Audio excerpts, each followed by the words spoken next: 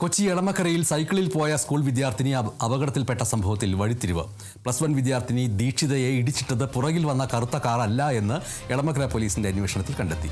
വഴിയരികിൽ പാർക്ക് ചെയ്ത ഈക്കോ വാനിന്റെ ഡോർ അശ്രദ്ധമായി തുറന്നപ്പോഴാണ് അപകടമുണ്ടായത്. സംഭവത്തിൽ സുഭാഷ് നഗർ സ്വദേശി രാജിയെ പോലീസ് അറസ്റ്റ് ചെയ്തു. വിജിത വിവരങ്ങൾ നൽകുന്നു. MS സൂചിപ്പിച്ചതുപോലെ തന്നെ കഴിഞ്ഞ ഈ ഒരു ജനുവരി 15-ന് വൈകിട്ടാണ് ഇങ്ങനെ ഒരു അപകടം ഉണ്ടായത്. ദേശാഭിമാനി റോഡിൽ വെച്ച് ഭവൻസ് വിദ്യാമന്ദിറിലെ +1 വിദ്യാർത്ഥിനിയായ എളമക്കര സ്വദേശിനി ദീക്ഷിതയ്ക്കാണ് ഇങ്ങനെ അപകടം ഉണ്ടാവുന്നത്. ഈ കുട്ടി സ്കൂളിൽ നിന്നും വരുമ്പോൾ കുട്ടി റോഡിലേക്ക് തെറിച്ചു വീഴുകയും തുടർന്നൊരു കറുത്ത കാർ പോകുന്നതുമായാണ് CCTV ദൃശ്യങ്ങളിൽ നിന്ന് നമുക്ക് ലഭ്യമായത്.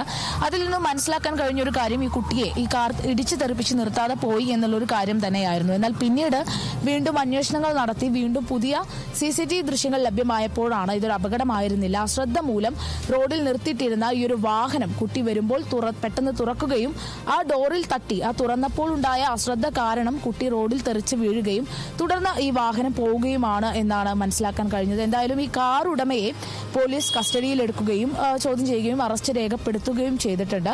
സുഭാഷ് നഗർ സ്വദേശിയാണ് ഈ ഒരു കാർ ഉടമ എന്ന് പറയുന്നത്. അവരെ എന്തായാലും അറസ്റ്റ് രേഖപ്പെടുത്തി, രാജി എന്നാണ് അവരുടെ പേര്, അറസ്റ്റ് രേഖപ്പെടുത്തി വിട്ടയച്ചു എന്നാണ് നിലവിൽ മനസ്സിലാവുന്നത്. MS ശരി.